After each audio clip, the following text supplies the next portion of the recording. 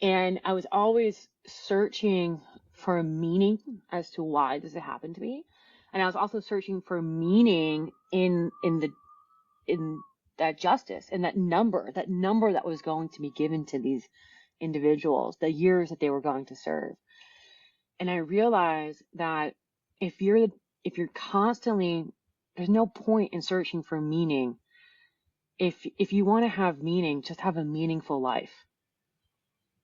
There's no point in weighing your life and thinking about the shoulda, coulda, woulda. Just live. Just live.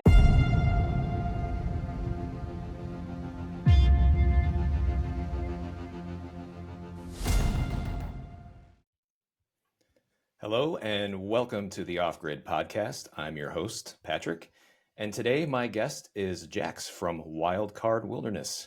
Jax, how are you today? I'm doing great. How are you, Patrick? I'm fantastic. Before we get started, every great story has a beginning.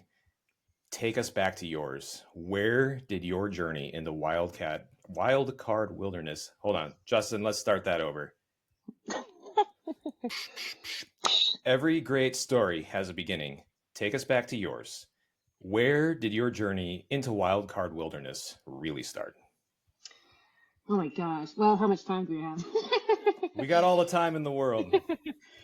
Oh gosh. All right. Well,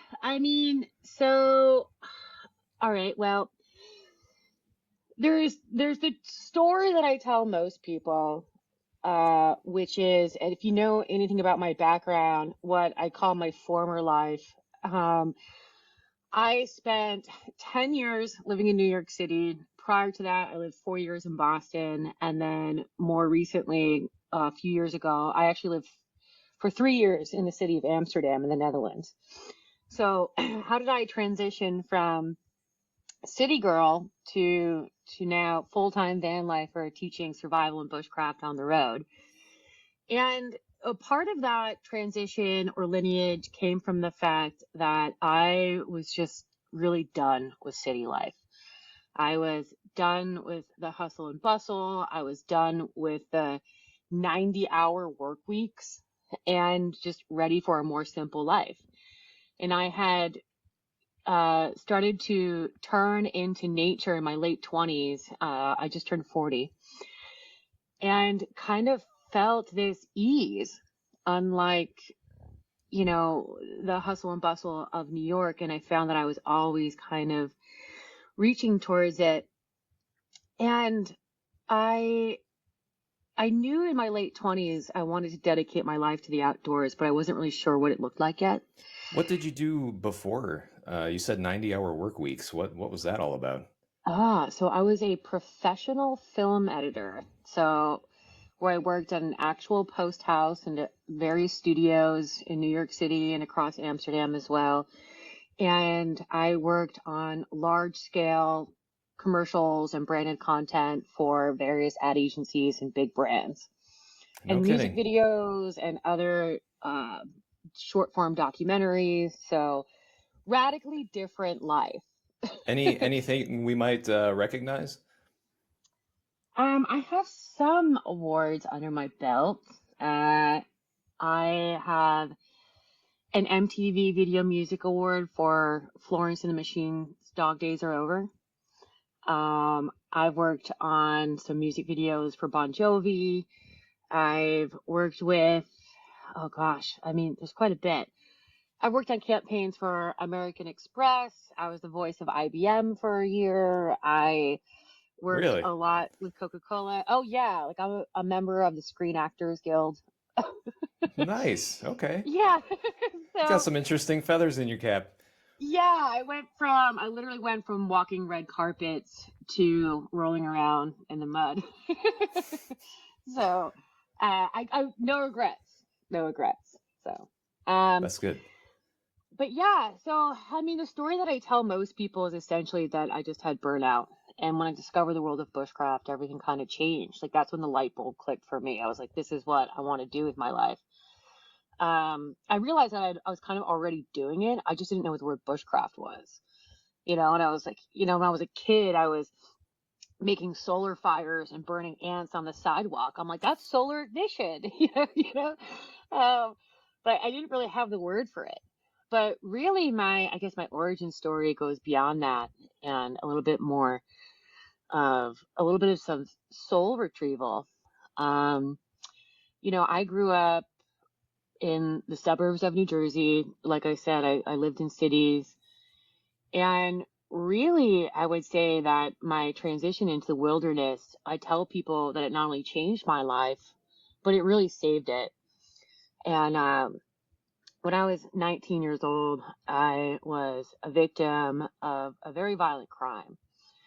I was kidnapped by two individuals that I didn't know at gunpoint, and I was taken to a park where I was beaten, sexually assaulted, robbed, and essentially left for dead. Whoa. Yeah. This happened in New York? This happened in the city of Boston in 2004.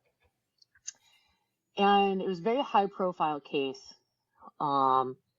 because they had attacked more than just I. They were going around doing this to several girls across the city of Boston. And then, they weren't found right away. And then the road to recovery from that was really long for me. I kind of grew up with this stubborn mentality that, like, if I pretended like it didn't happen, I'd be okay. And I think most of us know that that is not the right way to deal with heavy circumstances and trauma. You kind of have to go through them to move forward. I never say move on. I just say move forward. So for me, I was constantly reaching for things that would make me feel like something other than a trash bag. And some of those things, were false medicines. Like, I had a history of substance abuse. I was also really addicted to my job. My job gave me validation. It allowed me to be seen. And it allowed me to be seen in a world where people tend to turn a blind eye to people like me. Our society isn't built to deal with people who have extreme traumas. And, but I was also reaching for, the more positive things. I wound up going on a path of traditional therapies and spirituality. I developed a very large crystal collection. But really, when I was introduced into nature in my late 20s, I had befriended some people who had lived along the Appalachian Trail, and I stayed with them for a while. And I just found this pull towards going into the woods because I was feeling this sense of aliveness and curiosity that really just kind of fed not just like this like childlike innocence or whatever, but it really fed a part of me that I was longing for. And I felt that I had suffered for so long trying to fit in a world that I think essentially tried to get rid of me. But when I was in the wilderness, I felt that I belonged. I didn't have to work to be somebody. I just was. I was a part of it. But at the same time, because I had suffered such a violent act against me, I was afraid of everything. Like I think I always feared the worst in life because the worst actually happened. So out in the wild, I was, my fear senses were on high extreme. I was afraid of getting lost, injury, wildlife. But I decided I wanted to stop being afraid of something that brought me joy. So I studied it, and I started really small. Just building backyard fires, tent camping in my friend's backyard. And the more I studied, the more I was able to explore freely, and nature kind of provided me with this empowerment and this confidence. and confidence that I was able to carry in everyday life. And I realized that my skills and self-reliance were bringing me a sense of resilience. And so that became my new fix, is that I just wanted to go further, further, further into the wild, and quite literally. So eventually I wound up developing enough comfort to be able to free roam and to go off trail. In 2017, I had moved my company from New York City to Amsterdam. And that's around that time is when I would say my training really kind of launched, and my curiosities into the wild really launched. In 2017, I moved my company to Amsterdam, and at the exact same time I moved to Amsterdam was the trial for one of the individuals who had attacked me years prior. And it was a very high profile case. It was on the front page of the New York Times, and he was found guilty, thank God, but he pled not guilty. But I didn't think the sentencing was fair. And so after the trial and after the sentencing, I wound up going back to Amsterdam, ready to launch this new life with this sense of, like, how do I explain this? Like judgment wasn't made, or justice wasn't made, like, while I'm lucky in the sense that my attackers were found, and still put behind bars for a brief time, I just felt that the number that they got wasn't fair. Yeah. Because in my head, I had felt that, I've already been sentenced to life because I never got the chance to have a normal one. So they should too, but they didn't.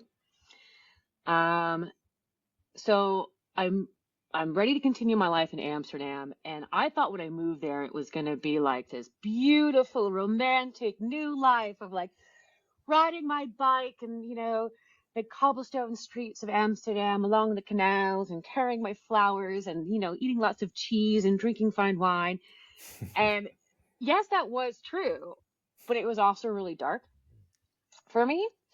And I had a really hard time kind of immersing myself into the Dutch culture. And so my first summer there, I was talking to a friend, and she was like, Jax, you need to turn into nature. That's always been your happy place. It's your place of healing power. And at that point, I had felt ready to go on my first solo expedition, and it was in Iceland. And so I hop on a plane to Iceland, and I take a bus to the center of Iceland, and I walk out. There's a trail there called the Logavager, which has grown in popularity over years. How long had you been in the Netherlands before you decided to go on this trip? 6 months. Okay. Maybe a little less. Is there is there a culture of people who get into wilderness skills and things like that in there, or is that something you brought with you? I didn't really even realize that there was the possibility to have formal training in wilderness skills until I got there. And there's actually a really heavy presence of wilderness skills immersions in the Netherlands. Living by Nature is there with, his name is Tijmen Opswoud. And then there's a couple of other schools, but they also all speak Dutch. And it's a very tricky language to learn. Although I can read bank statements very well. I got a lot of those. Priorities. Yeah. I can do my taxes very well there. Better than I can here, actually. But anyway, so I decided to go to Iceland. I decided to do this trail. And on day one of the trail, I fell in a crevasse, was in an earthquake, and witnessed an avalanche. No way. Yeah. So I thought after that, I was like, maybe I really need to amplify my skills here. Hold on. Let's pause, hit the pause button there. You fell into a crevasse. Yes. So I want to be That clear. had to have been just absolutely terrifying.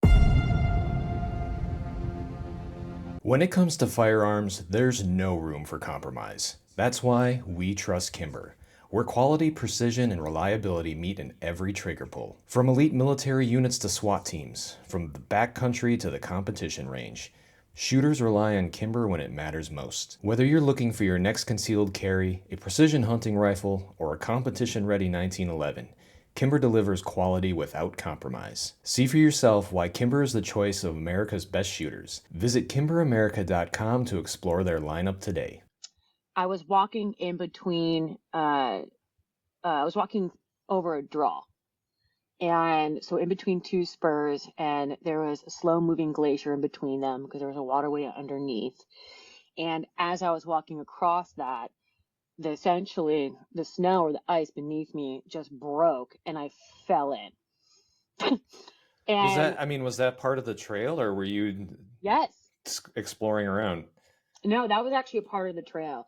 There's all these warning signs of like little stick figures, say like falling. It's like, caution, this could happen to you. And so it happened to me. And it wasn't very deep. I was between a rock and the ice was on top of me. And I can kind of just put my hands out. And so I was actually able to just shimmy my body out. I actually think my rucksack kind of got stuck on the rocks, which prevented me from going down further.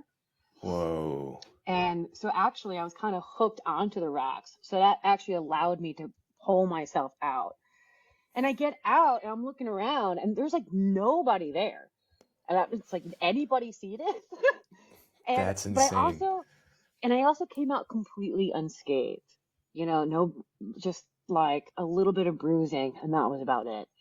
And then I had to continue walking across this thing. So you didn't say, you know what, that was a sign, I should turn around, but you were like, no, I'm charging forward. Pretty much. Come hell or high crevasse, I'm going forward.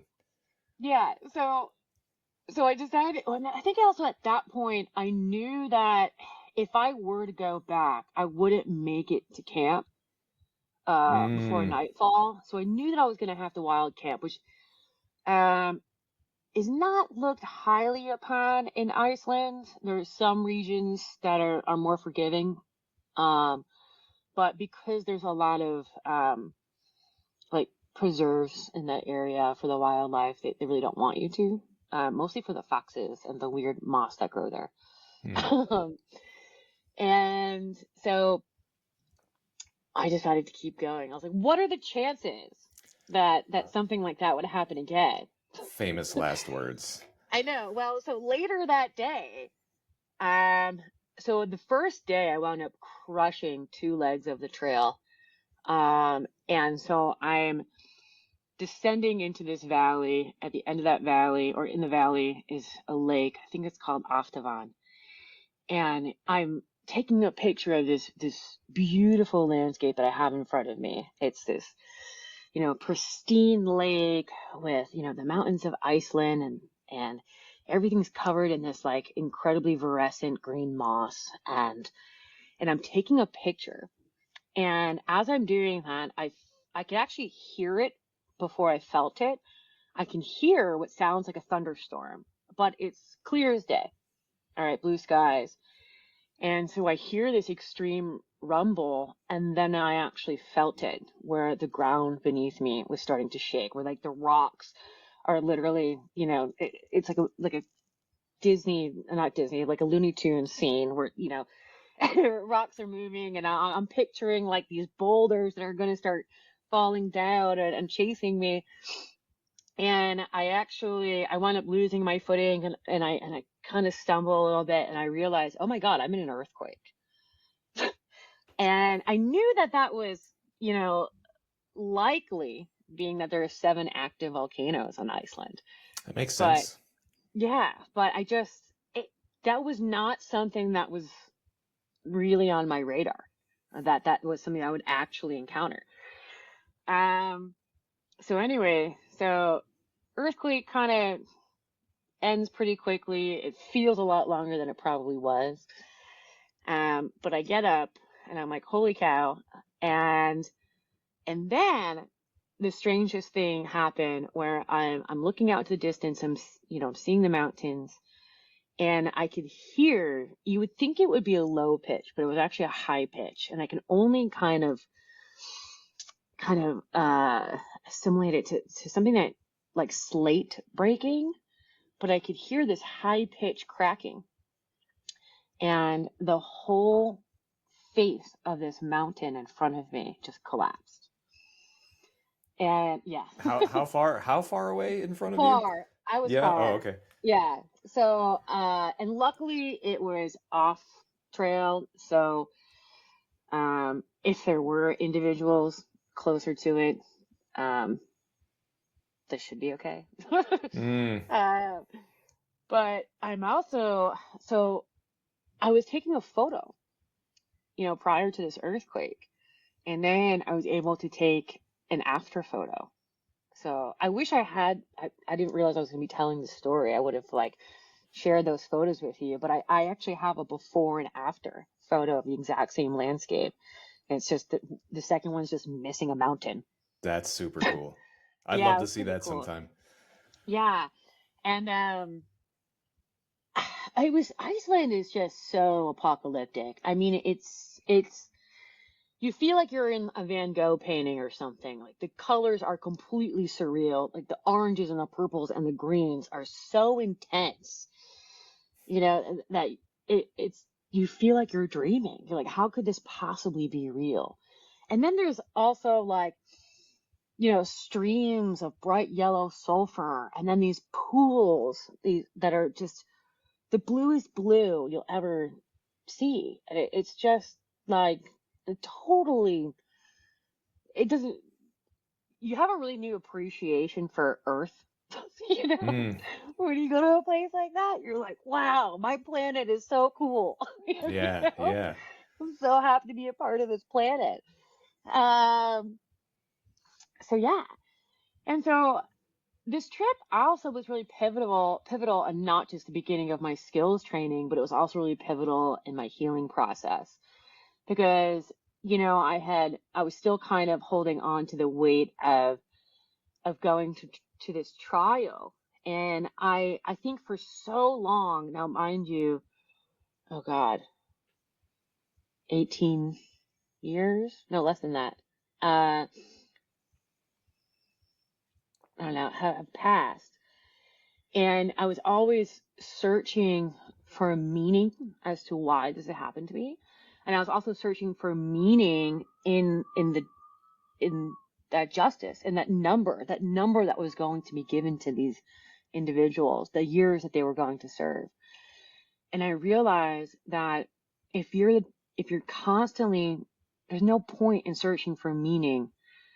If you want to have meaning, just have a meaningful life. There's no point in weighing your life and thinking about the shoulda, coulda, woulda.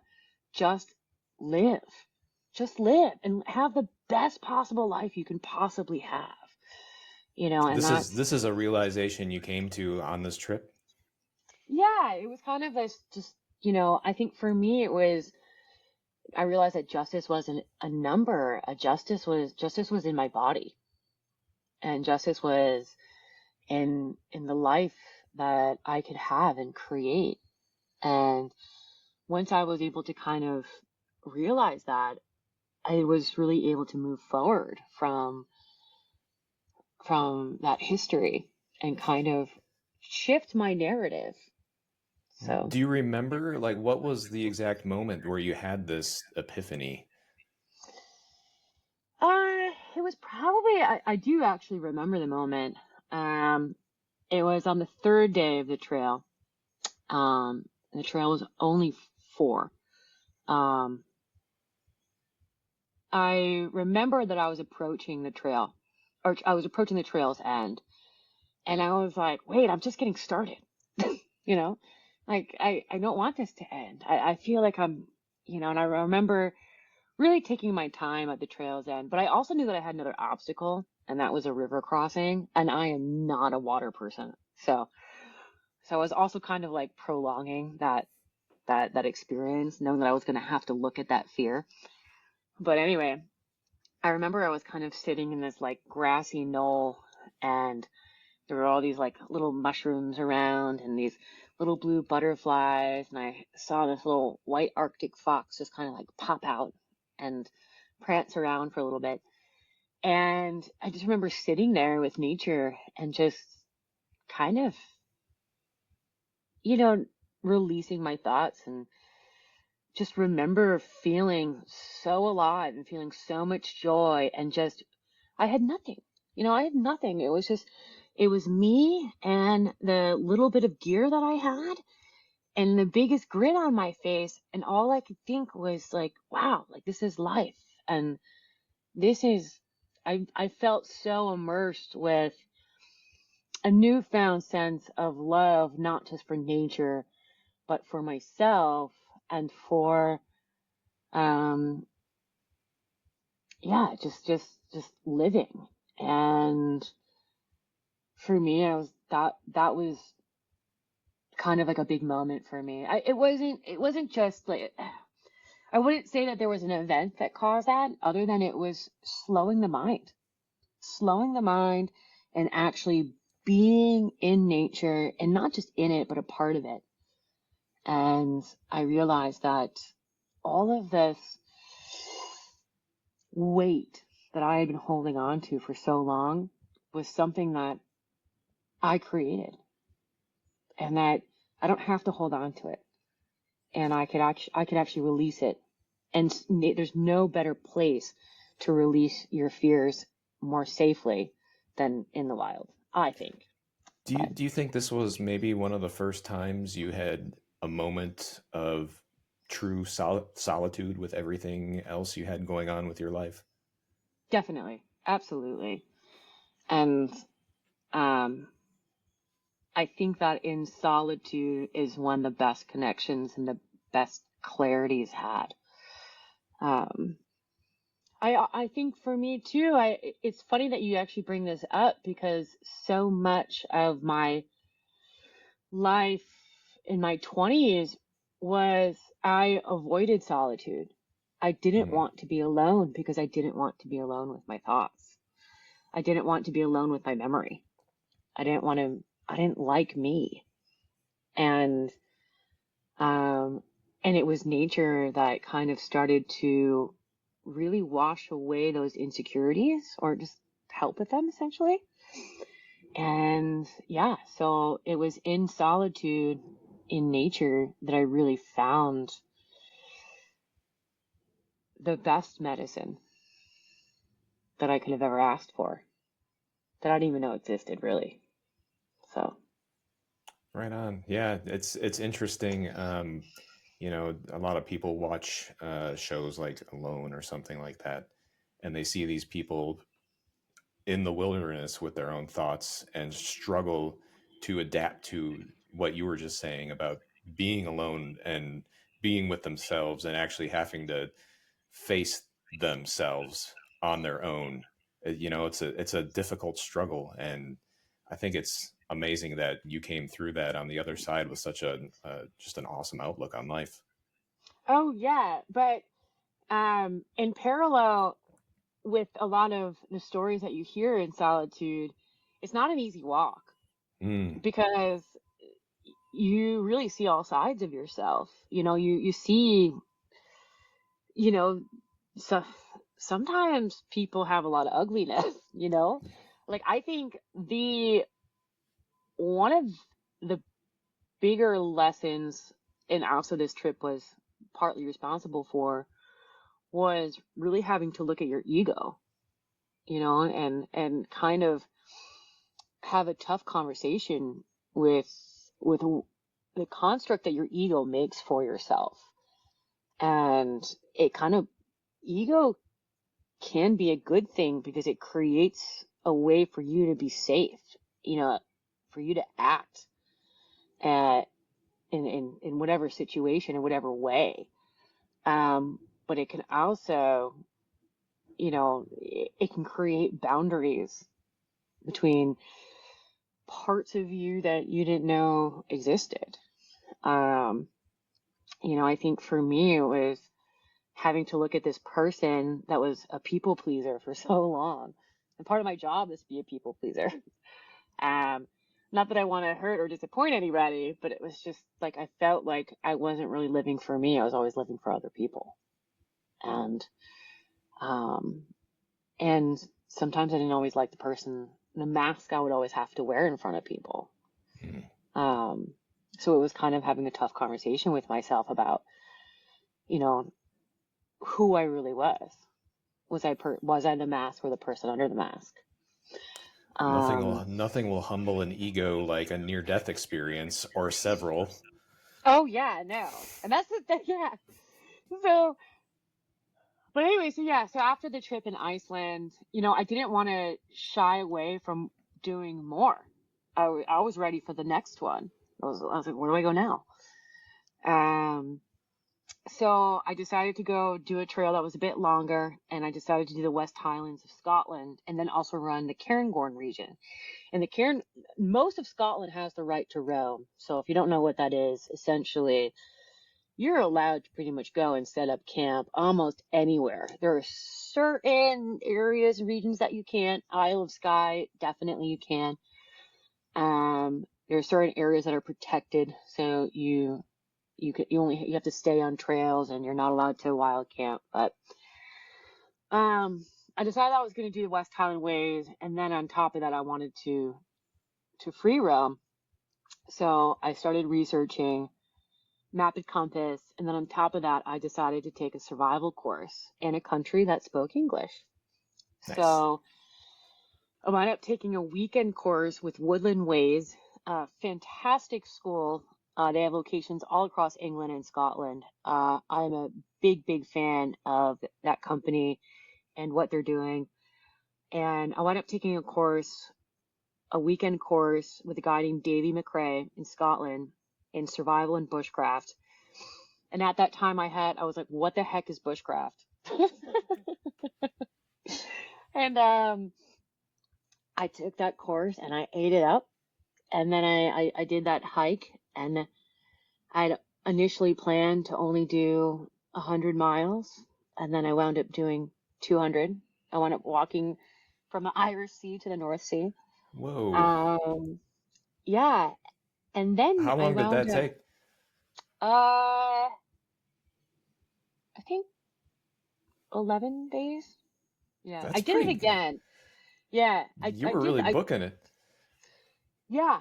Yeah.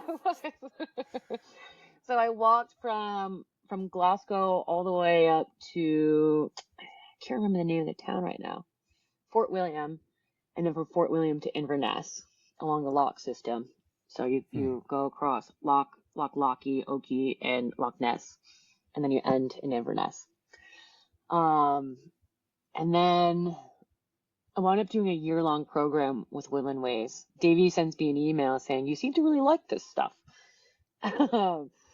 So we'd love to, if you'd be interested in our year-long program or just launching it, and we'd love you to be involved.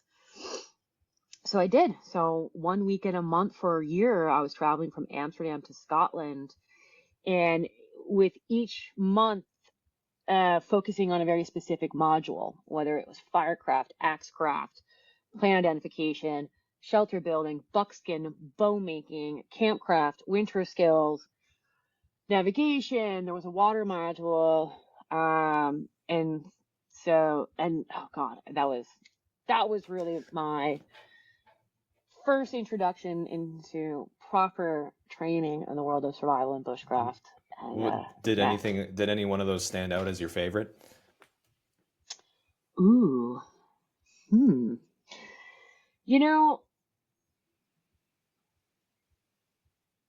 A couple of things. Actually, I would say the very, very first module still stays with me. And what you do is you build a community base camp. So you're building, your central fire pit where we all come together. you build your chairs and your benches, and we throw up a big parachute, and that's going to be our base camp for the next year. And I love that because I just really love the togetherness of it. And actually that module inspired a course that I wrote called Base Camp Essentials, where it's actually creating community in the wild. I think a lot of schools preach about, how to survive as the lone wolf. And I think we all know that that doesn't end great for most people. So I think we should start preaching about how to build community. Absolutely. And then the other thing is that my instructor, Davey McCrae, was a tree surgeon, which is basically kind of like an arborist. So he had this passion for tree life that I wound up just kind of innately inheriting. And the way he opened my eyes to tree life was just something, that just really stayed with me and I've built on top of, and is now something that I also teach at a lot of events. I'm a part of the Survival Mastery platform now, where I will be having various online modules focused on tree identification and their uses. And so, if I used to not be a big fan of the nickname, the Tree Lady, I would go to events and be like, oh yes, the Tree Lady. But you know what? If we need a Tree Lady, gosh darn it, I'll be the Tree Lady. To be fair, there's way worse nicknames. Yes. Right. Yeah. I'll take the Tree Lady. The Tree Lady works. Yeah. So yeah. And then I told you it was a long origin story.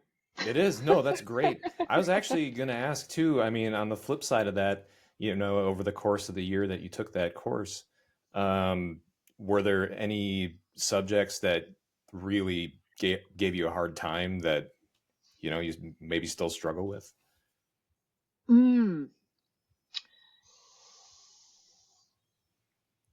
It's really funny. I thought when I started to pursue the world of bushcraft and other and primitive technology, I really thought that I was going to be the woman who was brain tanning hides and making buckskin and doing all of these elaborate crafts. But I have to be honest with you, I can't stand it. Nothing wrong with that. I can't stand it. So I have a ton of respect for people who have devoted their lives to that craft, because it's such an interesting art. I prefer pelts, I like making my little bird pelts and whatnot. I like sewing and working with leather. I just don't like making leather. I think for me, I'm the type of person who likes to know what the end product is going to be. And with buckskin, it's such an art, and you really have to stay on top of it. I think that sometimes it can go not your way. So I would love to give that craft and that art another shot, I suppose. And then, what else? I mean, it was during that time that I started to learn friction fire. And then I wound up, I had a really hard time with friction fire at first, like bow drill. And then eventually, I think what happened was that I almost overstudied it. And I was like, oh, okay, it has to, the drill has to be this kind of wood, and the hearth has to be this kind of wood, and your bow has to be this long, and then your spindle has to be this long, and yada, yada, yada. And it was just like, I would write all the different things that I've tried, and I would try to find the secret recipe. And then eventually, I realized that,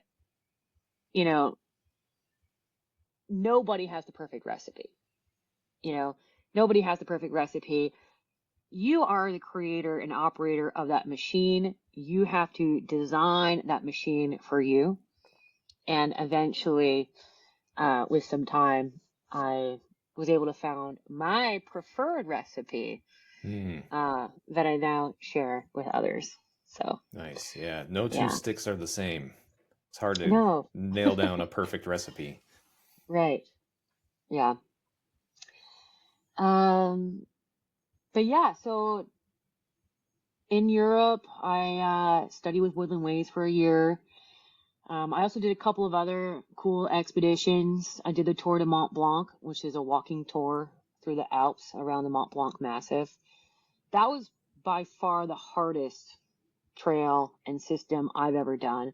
But I also got really stubborn with it. Like I took some alt routes that say, extreme. And I was like, oh, okay, let's go check it out.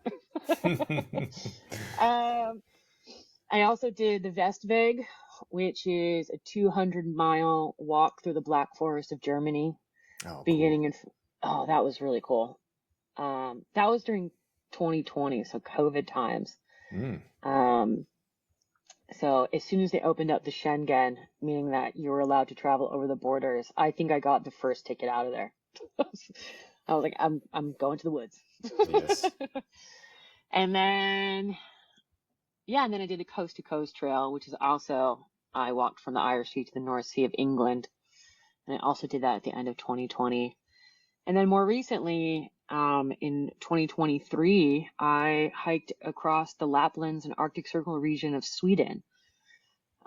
So that was unbelievable. I remember you doing that. How long were you out there? 21 days. Yeah. That is a long time.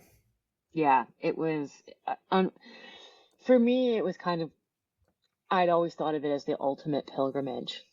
I think a lot of it has to do with, because I love the art of wilderness living, I love bushcraft. There's a really big nod to Scandinavian culture, more specifically the Sami people, who are a nomadic indigenous people who live in Northern Europe, and they're still there today. So they have a lot of villages and still herd reindeer in the Laplands. And so it's also very much untouched. Like the land still belongs to the moose and the bears and the wolves and the lynx and the what have you, the wolverines, I don't know. And there's a part of the trail as well that's unmarked. So you actually have to navigate it. You have to row across lakes. So, you have to be careful of the wind and the depth of the water, and then you have to tow other boats behind you. And do they have boats just sitting there, or do you have to somehow portage your own around? They have boats there. Yeah, okay. They're there. And then, so there's only 3 that you actually have to do on your own. There's other boat crossings that are now manned by volunteers.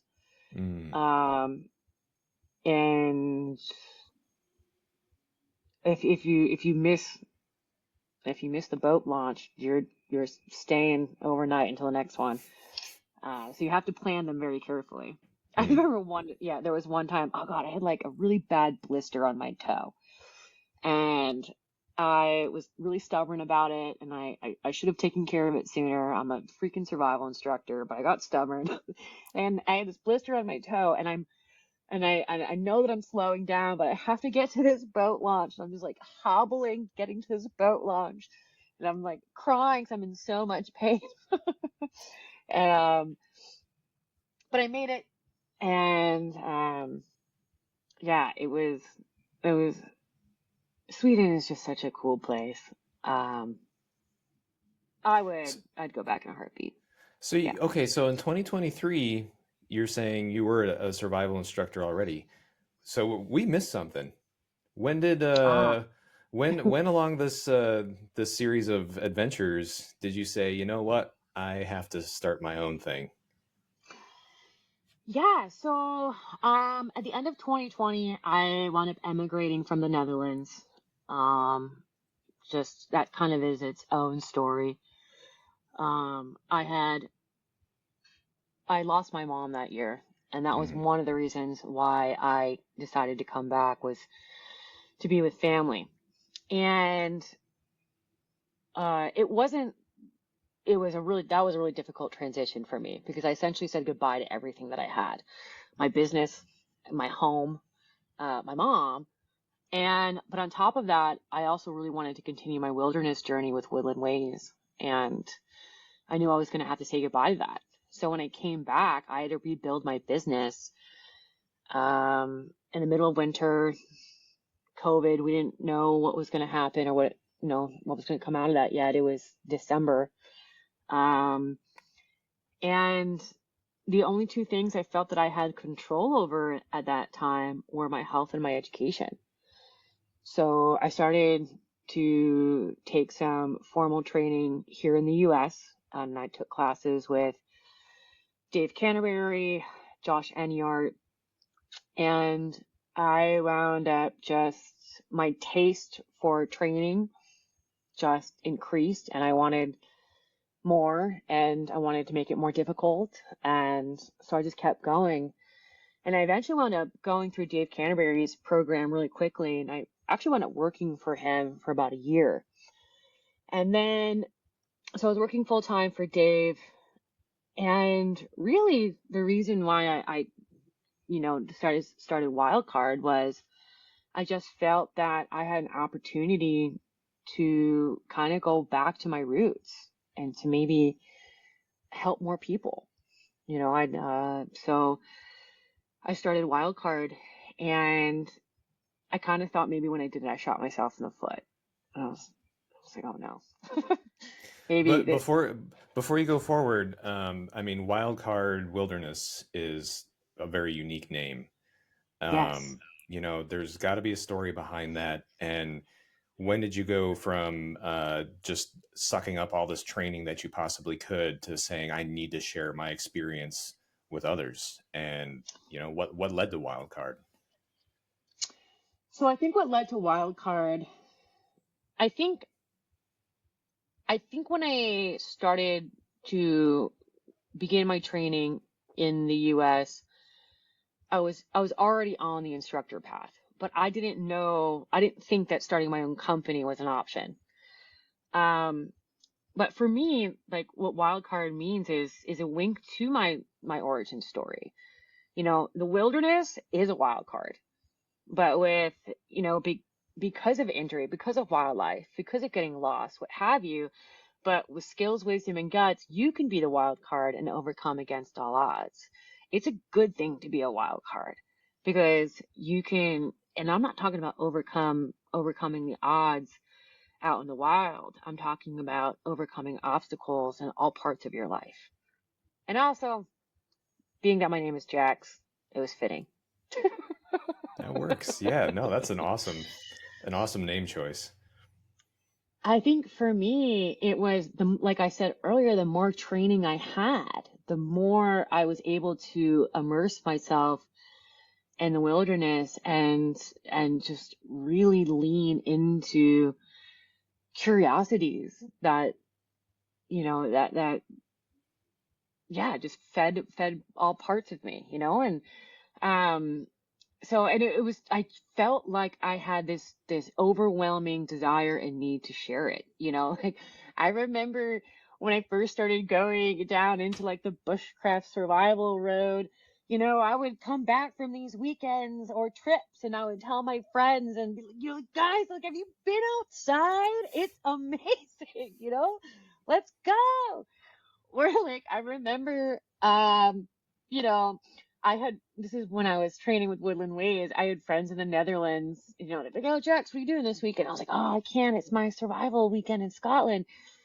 And I think some of them would just kind of like look at me a little side-eyed, like, Jax is getting like really kind of weird in this, like, survival training preparedness world. And then COVID happened, and they were all like, oh, she was onto something. Let's keep her close. As you can tell by my background, I've found it's more fun to embrace that weirdness. Yeah, long live the weirdos. That's what I think. Yep. um, So yeah, I just kind of felt that for me, I felt that skills were skills led you on more than a path to preparedness. It led you on a path to great things beyond that, like resiliency and aliveness and, you know, connecting with your ancestors. And that to me, I felt was a medicine and a service that I can now provide. And honestly, I hope this doesn't sound like conceited when I say this, but I wanted to be the instructor I wish I had. Mm.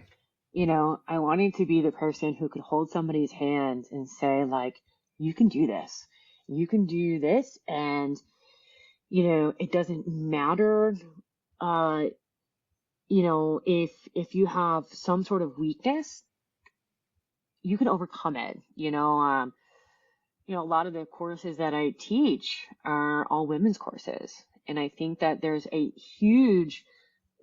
big rise in the female participation in the wild. So what I'm essentially doing is I'm just kind of providing a service to help them, have the courage to do that. I think that I really hope I don't come off, as condescending when I say this, but I think that there's a lot of schools out there, they don't know, I think, how to cater towards females. And, like I've literally had instructors in the past to say, you need to be better. And which was not very,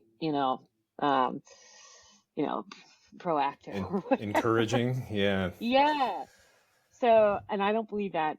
I believe that you can always outsmart obstacles and to be able to do incredible things. So really, I'm there to give you the knowledge, give you a little bit of training, and I'm here to hold your hand. And then, I'll always be here for questions, but I'm ready to kind of like, I try to be like, little mother duck, and then eventually her ducklings go off. And so in I don't your know. experience then, because you've taught, male and female, like there's obvious, physical differences. What are some of the things that stand out as an obstacle for the like that female cohort to get involved in survival and preparedness and things like that?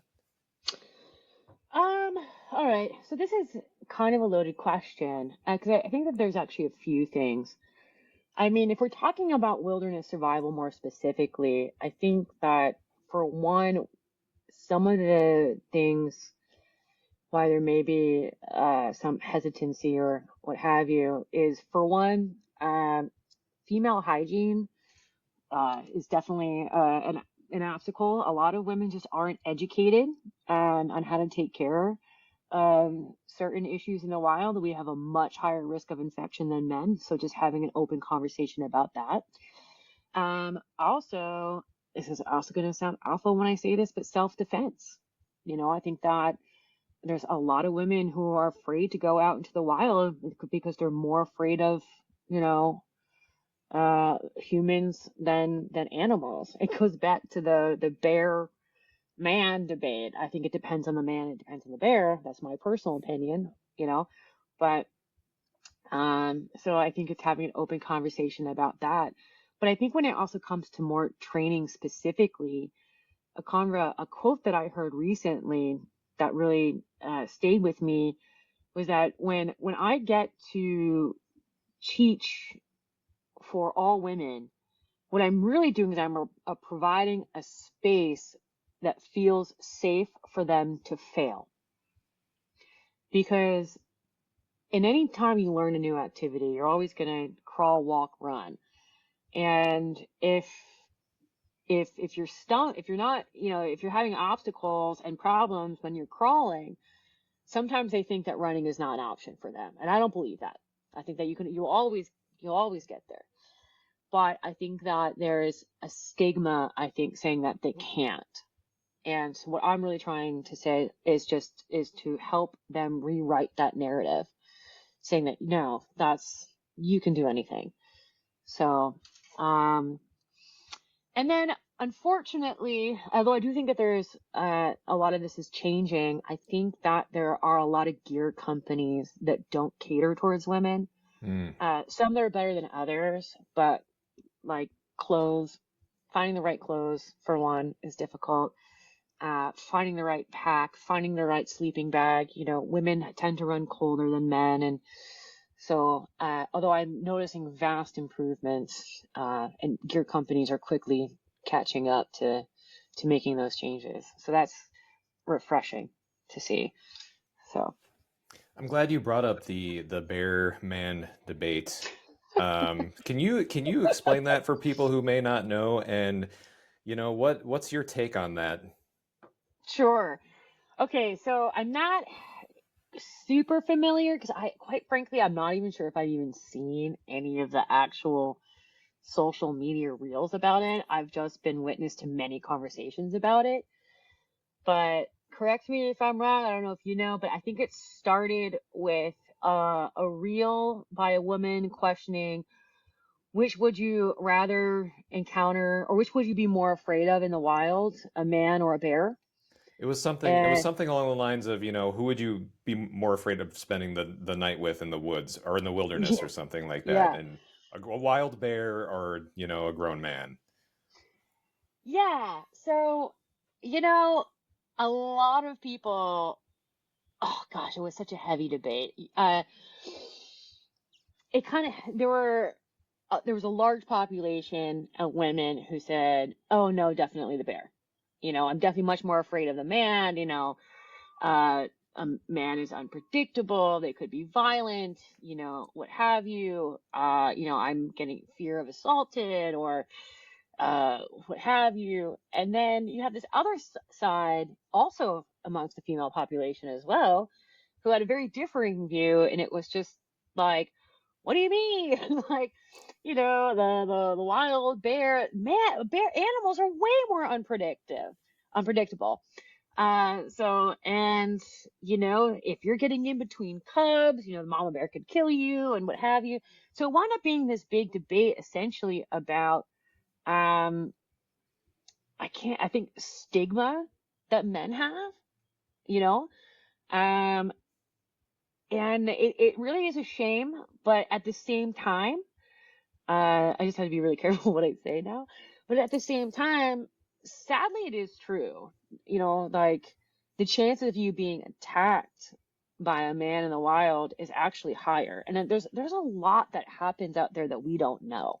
Mm. I mean, like violence that happens towards women along the Appalachian Trail, it happens all the time. So, if you look at statistics, I think everyone's always afraid of the bear or what have you, but there's very minimal bear attacks compared to actual people attacks. But my whole thing behind it is, it depends. It depends on the man. It depends on the bear. It's It really always the could. answer. It just depends. So, I mean, who knows? You might wind up getting that, Winnie the Pooh bear. I don't know. Like, who just wants to share the honey jar with you? I don't know. I've never met one of those. I never met one, but that would be really cool. Um, but yeah, so I kind of find that the debate is just a little ridiculous because I think it just depends. Yeah. So we're You not. We're can't going put down. yeah. No, go ahead. Go ahead. You can't put like the whole gender into a box. You can't say that, yeah, all But men are and terrible. to your Jesus. point though, I mean those stereotypes exist for a reason, and that Yeah, debate exists for a reason, which is right. unfortunate. And to go further down this rabbit hole, as you're teaching, all female classes, is there any advice you give to people who are afraid of that scenario? Uh, Not the bear scenario, the man scenario. yeah, yeah. So I will say this because quite truthfully, I mean, that's something that I really had to look at, especially with somebody who actually has had trauma. I'll also say that I did have an encounter on the trail once with a man. Uh, he did not harm me in any way. He was just very, very creepy. Hmm. Yep, it was in Scotland, and I was wild camping, in a region that I wasn't supposed to, but I had no other choice, so I had to do it. So I did the right thing, right thing meaning put the tent down and just leave no trace. Put the tent down when the sun sets and leave before the sun rises. But yeah, I was approached by an individual in the middle of the night, who I had no idea was there. And at first I thought it was a warden, maybe Were you telling me that, outside hey, or in your tent when this I happened? was in my tent along Loch Lomond in Scotland. And you were doing this solo, so you're in your tent and all of a sudden you hear the approach. Yeah, so I put my tent down and, you know, fall asleep.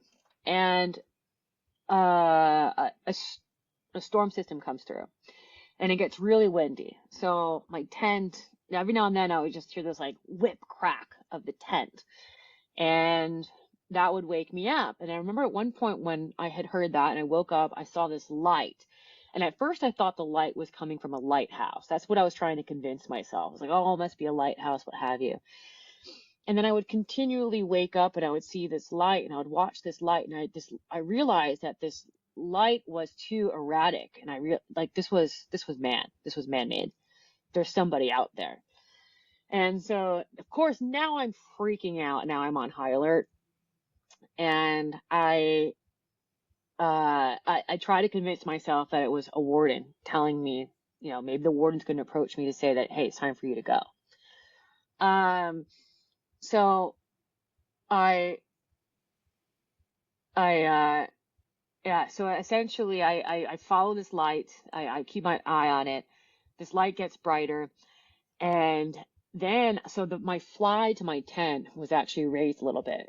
So I could actually, when I was laying on the ground, I could see these feet approach me. And I just remember having like one hand on a knife and another hand on a personal locator beacon. And this guy approaches the tent and all he says is, I can see you, but you can't see me. Whoa. Yeah. That is And creepy. so creepy. Did he So say it that, in like a thick Scottish accent too? yes. Oh man. So I wound up not responding to this because as soon as I open my mouth, this person's going to know that I'm a woman traveling alone. Excuse me. Smart. And I just waited it out and I just stayed up all night, praying that this guy wouldn't come back, and he never did. And eventually the sun rose and I kind of, creep out of my tent quietly and I can see that there's no one around.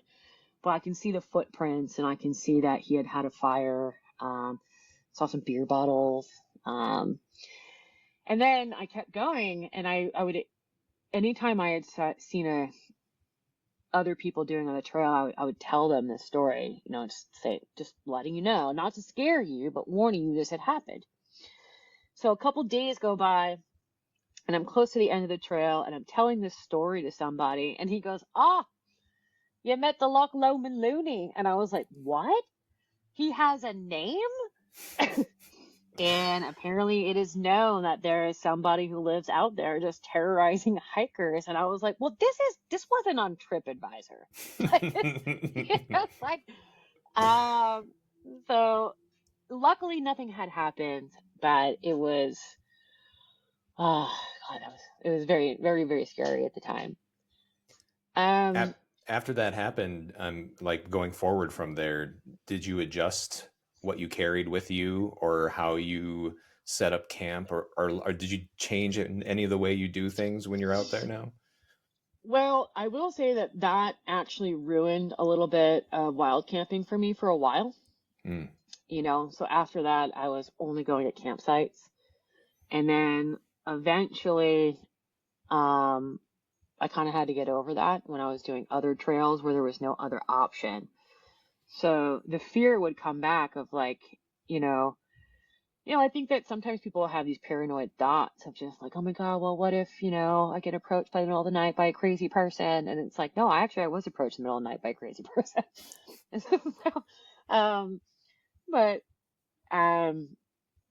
again, it kind of like going back to what I was saying earlier is that I didn't want that to stop me from, all the joy to be had.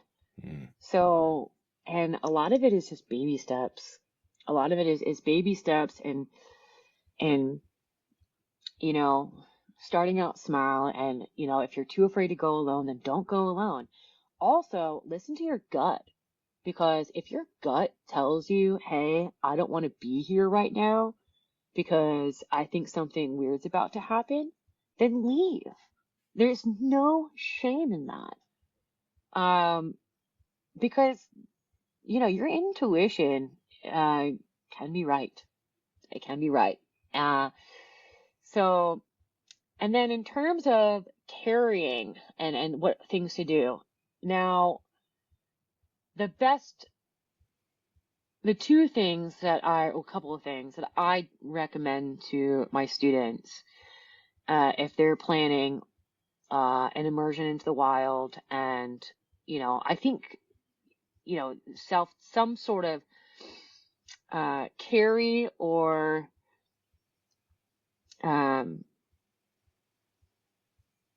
sorry, there's a word I'm looking for right now, but I can't really think of it.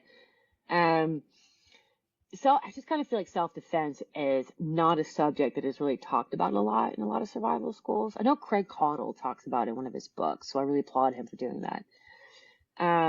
But if that's something that you're worried about, fear of predators, is to educate yourself in how to develop situational awareness. I think for me, having lived in cities, a lot of my situational awareness has already been kind of heightened, and I was actually able to really bring that to the woods.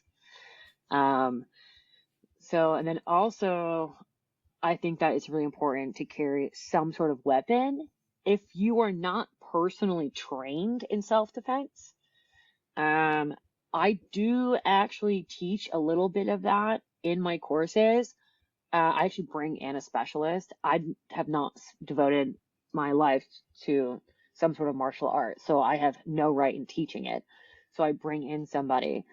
And you can't learn self-defense in a day, but all I'm doing is giving these women a taste of say, hey, you can use your body as a weapon, as a last minute resort, but I really think that projectiles come first. Creating distance between you and that person is going to give you an opportunity to maybe get some sort of hit in, and then or run, get out of there. Creating distance. I don't encourage people to rely on knives as a self-defense weapon, because you better be proficient in knife skills or knife fighting. Because the reality is that you're only going to be able to get one, you might get a good jab in and run. But 90% of that time, first of all, you're so close to that person, they're probably going to overpower you. So I always encourage projectiles. If you're not proficient or a gun, the first thing I say is there's only one gun that you really need to know, and that's yours. And two, if you're the type of person who doesn't feel comfortable with a gun or something that, could potentially, that's lethal, that can take someone's life, then there's actually other options. I'm a big fan of the ungun. I'm a big fan of Byrnas. They have clay pellets, they shoot tear gas, they shoot pepper spray. And they also have eco pellets that, allow you for practice shooting. They look real. They act pretty similar to a gun, and they're going to do some serious damage to somebody. And you can carry them over state lines. So I definitely encourage that. And then also bear spray. It's not just for bears. It's going to create, enough distance between you and that predator for you to get away. downside to that is you always have to be mindful of the wind. You know, you can't Yeah. always shoot it in a panic. But I carry bear spray, in regions where there aren't even bears. Like I said, where there's not bears, because it's not just for bears. And I always tell my students too that there is no shame in anything that's going to provide you comfort. You know, so if you need to bring that bear spray so you can sleep at night, bring the bear spray. If you need to bring a portable toilet filled with wood chips because that's going to provide you comfort in the woods, as long as it's getting you outside, then bring it. You know, there's no room for shame in survival. So You do know, whatever it takes approach. exactly. You know, so, and then the other side to that too is that, you know, there's that whole expression, if you prepare for the worst, then you can hope for the best. Well, I'm not a really big fan of that expression because I don't think hope should be a contingency. You know, I think if you prepare for the worst, then why not just prepare for the best? You know? That's So, such a positive way of looking at things. no, thanks. I try. No, it's refreshing because I think there's, you know, the survival communities kind of lean towards a fear factor instead of a more positive outlook. So I think that's a great way to look at things. Yeah, actually, Jessica Caldwell, who, if you're not familiar with her, her platform is Wildcard Outdoors, and she also does a lot of skills training and women's retreats. Her whole thing is she, you know, talks about why instead of being fear-based, why can't we be joy-based? And I love that. You know, I'm like, yeah, like why aren't we leaning into all of the good things about nature compared to all the things that could hurt us or kill us? You know, but then, you know, I also think that overcoming those fears is what allows us to really lean into joys. And actually, Jess and I are doing a retreat together. We're this summer where we kind of get to bounce off of each other. So we're kind of I think that we really complement each other. So That was going to be that's actually a good segue into what I was going to ask next. Um, what you have going on, what's in the future for Wildcard Wilderness, and just, oh you know, man, yeah, big plans, huh? yeah. So I actually just sent out a newsletter shortly before uh, this recording, and I actually realized I forgot a couple of things on there. So sorry to my subscribers. It'll be on the next one, or listen to this podcast. Um, so with Wildcard Wilderness, you know, so I'm a traveling school. I live full time in my van, and I work with a couple co-ops across the country. The two biggest being Georgia Bushcraft, which is in Watkinsville, Georgia. Not only do they have their two big events every year, the spring camp out and the fall gathering, but they also host courses on their property throughout the year. I've also taken a larger role with them this year. I'm now their courses manager. Nice. So I will be the one who is in direct communication with students and instructors about making sure that all the information is conveyed correctly and, you know, well, and back and forth, yada, yada. And then, so I also work with the Survival University, Jason Marsteiner out there. And so I was there last summer, so I'm going to continue. I'm going to do another residency again this year. That's And in Colorado. yeah, Cripple Creek, Colorado. And I love it out there. I mean, I'm an Eastern Woodlands Appalachian girl all the way, but I also really hate heat. That's a problem. And yeah, Cripple Creek, Colorado is upwards of 10,000 feet in elevation, so the temperatures aren't too grueling in the summertime. I love it. But yeah, so I kind of, with Wildcard, I have a couple different pathways that you can take. You can kind of take my survival leadership pathway, which is where I do my wilderness survival classes and my land navigation classes. So I've got three women survival classes that are coming up in spring. Two are at Georgia Bushcraft. I'm doing 2 land navigation courses, one at Georgia Bushcraft and one right after the Mountain Readiness Festival, which is in May. And then Philip Liebel and I are also doing a class together that's catered towards all women, and it's going to be exclusively primitive skills. So kind of taking a step back from kit-based items and really kind of returning into finding your cutting tool and your cordage and your shelter and what have you off the landscape. Nice. So I'm really excited about that one. We literally just announced that. This is me announcing it right now, actually. Right on. You heard it here first, folks. Yeah. And then I have my wilderness life, what I call my wilderness lifestyle courses, where I'm teaching more bushcraft and returning into my love of plants of trees. I'm teaching an ethnobotany course in Colorado. And then this year, I'm doing something really, really, really exciting. I took about a full week to carefully curate a new service, and that is I kind of want to go back to my roots, which is in, hiking in remote regions. I've decided I'm going to lead an expedition, and it's going to be in the backcountry of Colorado.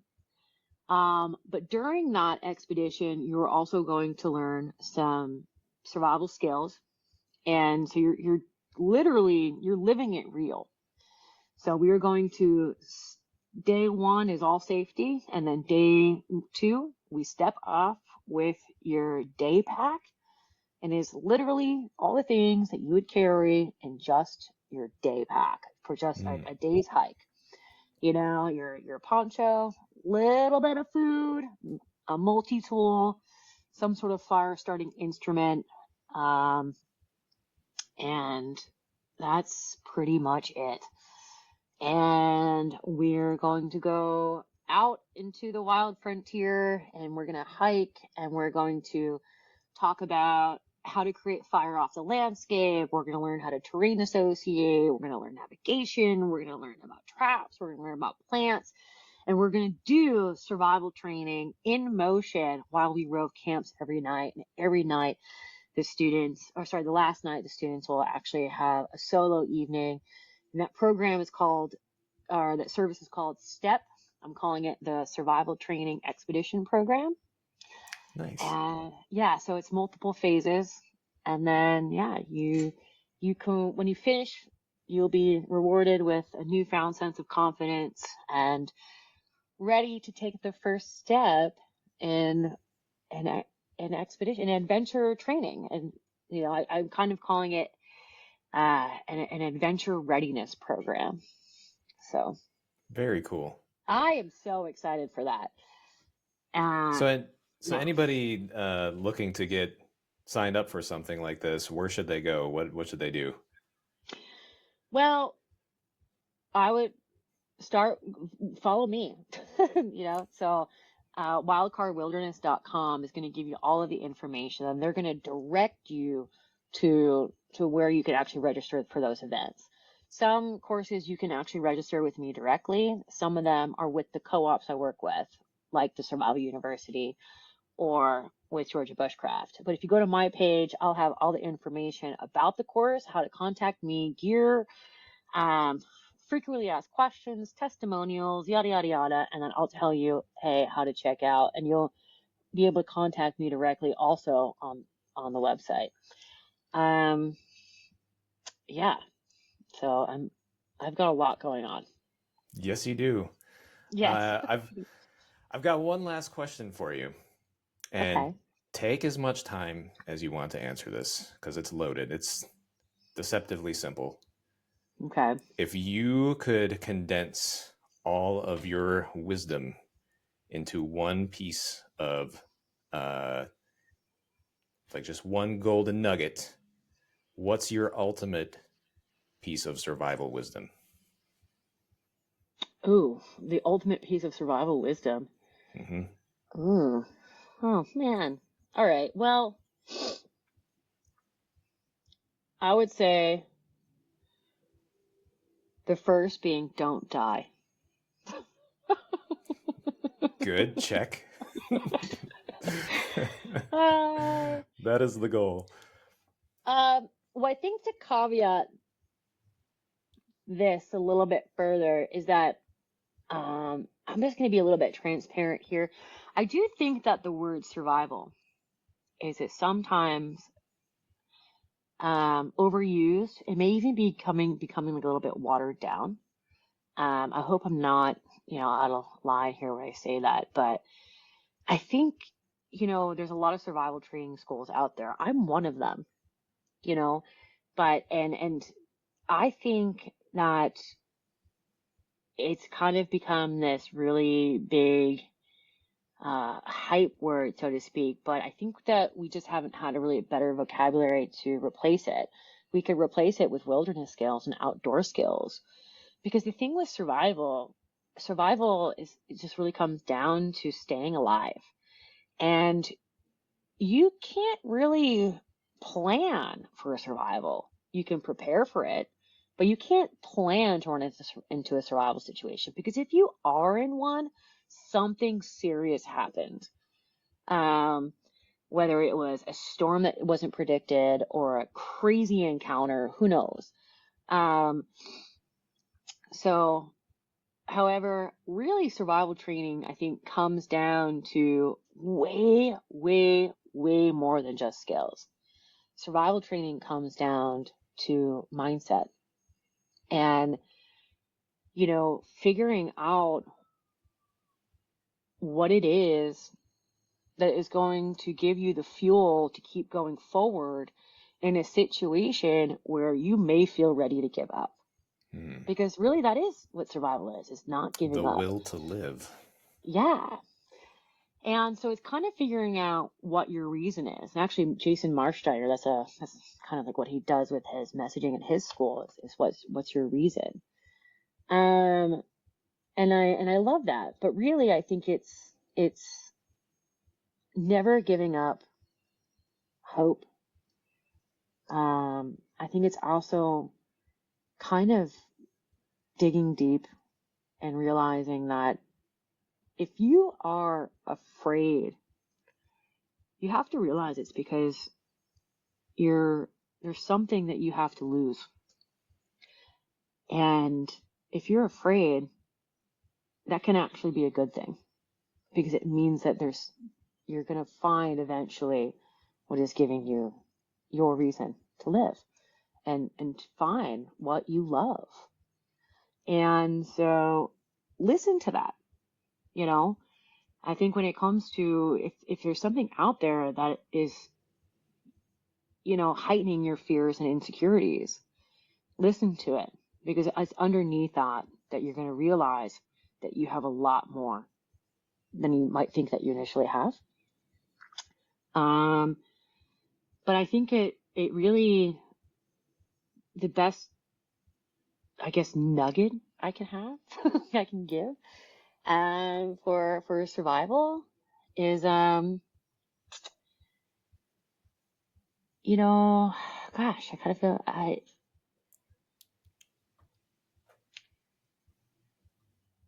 everyone is always going to be a lot more than what they think that they're capable of. So just believe in that and believe in yourself and don't give up. I think that as soon as you start leaning into that, and that mentality, then life gets easier. So. Well, very well said. Well, thank you so much for being on here. It was awesome to have you. Glad we have you back. I love talking about myself. I love when guests do all the talking, so that's great for me. Yeah. I really enjoyed this. Thanks so much. Anytime.